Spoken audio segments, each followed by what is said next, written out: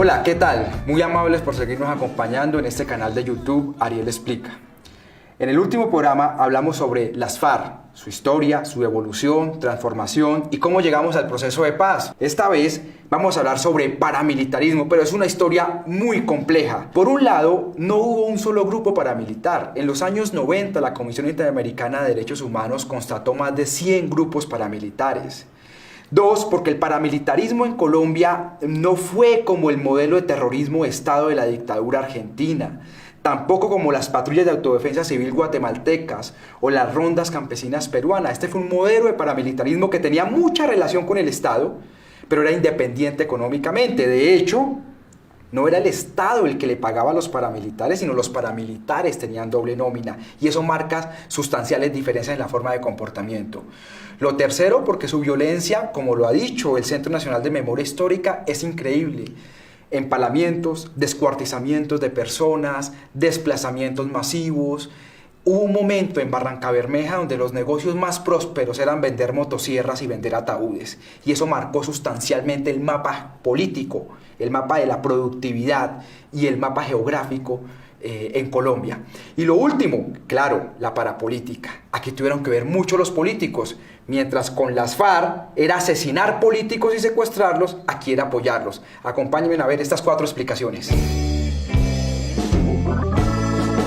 Hoy vamos a hablar sobre paramilitarismo y vamos a hacer 4 grandes explicaciones. Primera, los orígenes. Haciendo una abstracción muy grande, se puede decir que el paramilitarismo en Colombia tuvo 4 grandes orígenes. El primero se dio bajo el gobierno de Guillermo León Valencia, el abuelo de la hoy senadora por el Centro Democrático Paloma Valencia. En ese gobierno se dijo que era legal crear estructuras paramilitares. Y básicamente las fuerzas militares preparaban ejércitos privados a los grandes ganaderos. La disculpa era sobre todo proteger a los ganaderos del robo de ganado o el abigeato. Eso se da en los años 60, 70, hasta la primera parte de los 80. En los 80 se da el segundo origen, y es que las guerrillas comienzan a tener el secuestro como una práctica sistemática para recaudar fondos. Y en ese momento surgían unos nuevos ricos. Esos nuevos ricos eran narcos. Entonces se secuestra a la hermana de los Ochoa, miembros del cartel de Medellín. Y en ese momento Pablo Escobar decide crear una estructura paramilitar para combatir a las guerrillas que estaban secuestrando. Y se crea el MAS, o Muerte a Secuestradores. Para primera parte de los 80, ya el paramilitarismo tenía el apoyo de las fuerzas militares, de los ganaderos y de los narcos. El tercer origen se da con la elección popular de alcaldes y gobernadores entre 1986, 1987, 1988. Hasta ese momento, los alcaldes y gobernadores por los cuales ustedes votan no se elegían popularmente. Los escogía el gobierno, el presidente y el gobierno, el partido que ganaba la presidencia, y lo repartía en una estrategia de unos a los conservadores, otros a los liberales. Cuando se da la elección de alcaldes, por elección popular de alcaldes y gobernadores, entonces lo que hace la clase política es que ve un riesgo. Dicen, vamos a perder el poder, nosotros que siempre hemos mandado, nos van a quitar las alcaldías y las gobernaciones. Entonces los políticos buscan a los narcos y buscan a los paras para matar a la competencia política. Eso se conoció como la estrategia de la guerra sucia, y una operación donde participaron agentes estatales, narcos y paramilitares, que se llama el Baile Rojo.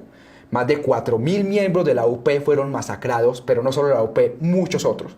Para finales de los 80, entonces los paras ya tenían el ejército, tenían los ganaderos, tenían los narcos y tenían la clase política. El cuarto momento de los paramilitares, pues obviamente es todo el contexto de la Guerra Fría y la lucha contra el comunismo. En ese momento, el DAS, por ejemplo, pasaba listados a los paramilitares para asesinar líderes sindicales o para asesinar políticos de oposición.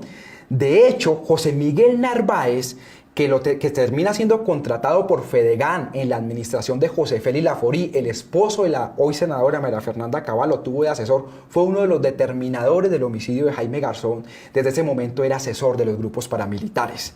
También en ese momento estaba toda la lógica de los contratistas y mercenarios. Jair Klein estaba trabajando para los grupos paramilitares y existía toda la lógica de limitar todo lo que fuera oposición, porque eso era comunismo y era de izquierda. Así, para 1997, el paramilitarismo tenía el apoyo de parte de las fuerzas militares, los ganaderos, sectores políticos, élites políticas locales y regionales y narcotraficantes. Así Carlos Castaño crea en 1997 las Autodefensas Unidas de Colombia. De hecho, Castaño era miembro del cartel de Medellín, pero terminó trabajando para el DAS y para los Pepes o perseguidos por Escobar, bajo el alias o el seudónimo de Alecos. Una vez cae Escobar, el Estado prácticamente legaliza todos los ejércitos de los Pepes, luego pasan a llamarse las famosas Convivir, y una vez se ilegalizan las Convivir entre el año 96 y 97, casi unos días después se crean estas Autodefensas Unidas de Colombia. Y en ese momento se lanza la primera gran ofensiva paramilitar. Obviamente, y esta es la segunda explicación, grupos paramilitares hay desde los años 60, como les dije en la introducción, y la Comisión Interamericana de Derechos Humanos identificó más de 100. Pero su principal ofensiva y su articulación en una federación se dio en 1997 con el mando de Carlos Castaño y con las Autodefensas Unidas de Colombia. En ese momento lanzan una ofensiva por todo el país. Y eso es lo que muchos llaman que fue la verdadera guerra en Colombia. Más de 8 millones de desplazados, personas que les quitaban las cabezas, los descuartizaban, empalamientos, fue toda esa ofensiva.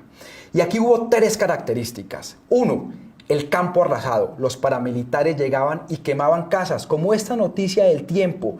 Para el caso de Ituango, quemaron 100 casas. Y decía uno de los hermanos Castaño, Fidel, nosotros llegamos y arrasamos con todo. Los que se van es porque tienen que ver y los que se quedan tienen que trabajar con nosotros. 2, unos temas que llamaban homicidios ejemplarizantes. Cortaban cabezas, violaban mujeres. Como les decía también en la introducción, en Barranca Bermeja, donde operaba el bloque Central Bolívar, uno de los negocios más rentables era vender motosierras. En Putumayo había un comandante paramilitar que le decían el alias de motosierra. Y ese tipo de violencia indiscriminada contra la población pues causaba adhesión. Nadie podía protestar o decir algo porque inmediatamente le cortaban la cabeza o lo desmembraban. Y lo tercero muy importante es que eso causó una homogenización política. Es decir, los paramilitares con toda esa cantidad de desplazamiento podían direccionar esta población para que votara por X o por Y candidato. Ese es el origen de lo que se entiende como parapolítica, la captura de la representación política de los cuerpos uninominales y plurinominales en el Estado colombiano. Tercera explicación. ¿Se acuerda que en el programa pasado hablamos de las FARC y el tema de la FARC política? La FARC política era secuestrar, asesinar y obligar a renunciar candidatos. Hubo algunos casos de apoyos, pero en general era sabotear. Y la vez pasada lo vimos esa explicación. La parapolítica era diferente. No se trataba ni de secuestrar ni de asesinar, sino de apoyar candidatos.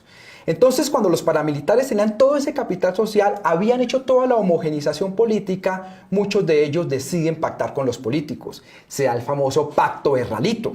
Y más de 60 congresistas de la bancada del gobierno en ese momento de Álvaro Uribe Vélez están hoy presos por relaciones con paramilitares y ya han sido juzgados. De hecho, ya muchos están libres y tienen a sus hijos lanzados en ese momento siendo congresistas, alcaldes y gobernadores. La parapolítica entonces fue un fenómeno en el que los paramilitares negocian con los políticos. Y era tanta la desconfianza de los paramilitares frente a los políticos que los obligaron a firmar pactos como Chibolo y Ralito. Los jefes paramilitares entonces dividían el territorio. El mejor ejemplo de esto fue Jorge 40, comandante del Bloque Norte, departamento del Cesar, que lo llamó distritos electorales.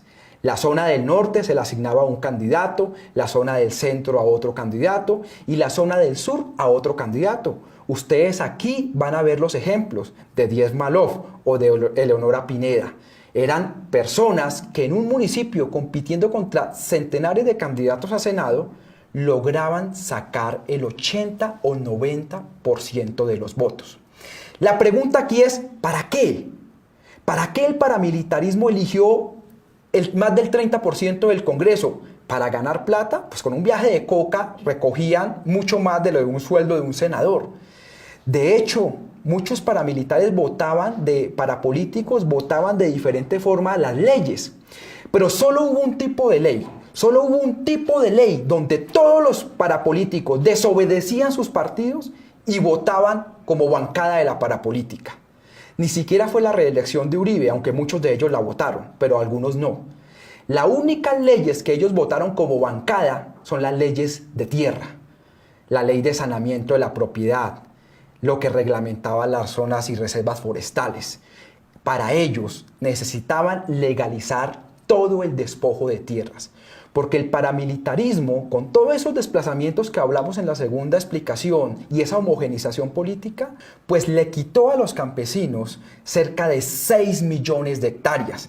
Miren estos datos de sentencias judiciales, no son estudios, son las sentencias que sacan los jueces. El paramilitarismo es responsable de más del 50% del despojo de tierra y la mayoría de ese despojo son a pequeños propietarios, no a los grandes terratenientes. Por alguna razón, los testaferros de los paramilitares le terminaron cediendo o vendiendo a políticos y empresarios que hoy tienen toda esa tierra despojada. Ellos se hacen llamar terceros de buena fe, es decir, que adquirieron la tierra pero que no sabían que todo eso estaba manchado de sangre. Y ellos por eso no quieren el proceso de paz y no quieren la justicia transicional porque les va a tocar devolver todo lo que se robaron. También por eso, la hoy senadora María Fernanda Cabal, que viene del gremio de los ganaderos, está promoviendo un proyecto de ley para legalizar todo ese despojo. El paramilitarismo, por tanto, cambió el mapa político porque desplazó mucha gente que después no pudo votar. Cambió el mapa de la productividad, sembraron palma y en general agroindustria. Y cambió el mapa de la propiedad, sobre todo en la costa atlántica, en el Urabá, en el Magdalena Medio. Miles de campesinos lo perdieron todo. Cuarta explicación. Como les dije en la introducción, Colombia, en su conflicto armado, creó una economía de guerra que hacía que los actores pudieran vivir sin la necesidad de financiamiento de potencias extranjeras o del Estado. El paramilitarismo entonces creó esa economía de guerra y no necesitaba que el Estado lo financiara. Tenían mucha relación, pero no dependía de las armas del Estado ni de los sueldos del Estado. Esto les dio mucha autonomía.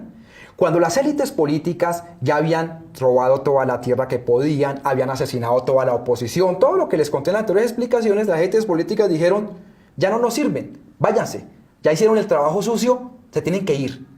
Y los paramilitares dijeron, un momentico, nosotros les ayudamos a ustedes, pero también queremos quedar con algo.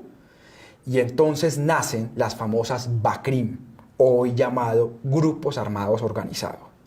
Cuando se da la desmovilización paramilitar, cerca del 22% de los paramilitares reinciden. Comparemos, con las FARC la reincidencia llega al 14%, que está en estándares internacionales. Aquí fue el 22%. Pero incluso ese no era el problema. El problema era que cerca del 80% de los mandos medios reincidieron. Pirata, Cuchillo, Sebastián, Valenciano, todos ellos, Don Mario, todos ellos se habían desmovilizado y luego se rearmaron. De ahí nacen una serie de grupos y denominaciones, inicialmente en 2006, 2007, 2008, fueron más de 100. Y luego se fueron reduciendo porque entre ellos se iban cooptando. Y es lo que ustedes hoy escuchan como Clan del Golfo o el Clan Úsuga o Autodefensas Gaitanistas de Colombia. Es lo que ustedes escuchan como Caparrapos. Es lo que ustedes escuchan como Organización Nueva Generación o como los Pachenca. Vienen de toda esa desmovilización paramilitar. ¿Qué son ellos? Ellos son mercenarios. Si usted que me está viendo tiene plata para contratarlos, para matar a alguien, los puede contratar. Yo los puedo contratar. Ellos se venden al mejor postor. Muchas de estas pequeñas estructuras mercenarias son las que matan líderes sociales, pero no por un tema ideológico, sino porque hay alguien detrás pagándole. Esa es la herencia de esta guerra, que hasta la vida de una persona vale 500.000 pesos de un líder social, porque hay un montón de mercado negro de mercenarios que trabajan al mejor postor. Son como guardias pretorianas, como ejércitos privados. Yo sé que usted no me va a creer todo esto que le estoy contando. Le pido el favor que lea el informe del Centro de Memoria Histórica Basta Ya, que vea los libros que nosotros hemos escrito en la Fundación Paz y Reconciliación, que googlee, que miren las noticias, que haga un estudio y se dará cuenta que hay una relación perfecta entre clase política, paramilitarismo y violencia política, porque aquí en este país el que piensa diferente lo pueden matar.